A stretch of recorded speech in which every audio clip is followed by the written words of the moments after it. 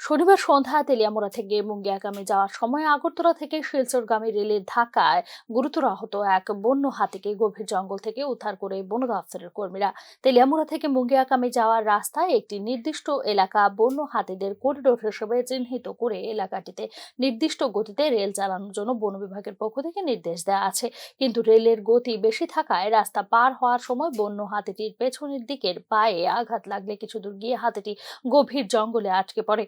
খবর পেয়ে বন দফতরের কর্মীরা ছুটে গিয়ে আহত হাতিটিকে উদ্ধারের চেষ্টা করে দ্রুত চিকিৎসা ব্যবস্থা করে বলে জানানো হয়েছে বন দফতরের পক্ষ থেকে। রেলের গতি নিয়ন্ত্রণে না থাকা এবং রেল বিভাগের কর্মীদের অসতর্কতার কারণে এই ঘটনাটি সংঘটিত হয়েছে বলে বন দফতরের পক্ষ থেকে জানানো হয়েছে। मुंगियाकामी के बीच में ट्रेन का स्पीड बहुत कम होना चाहिए। कॉशियसली ड्राइवर लोगों को चलाना है ट्रेन। लेकिन इसमें आज देखा गया है कि ट्रेन का स्पीड भी ज़्यादा था और ये पूरा लोको पायलट का निग्लिजेंस के कारण मुझे ऐसा लगता है कि हुआ है।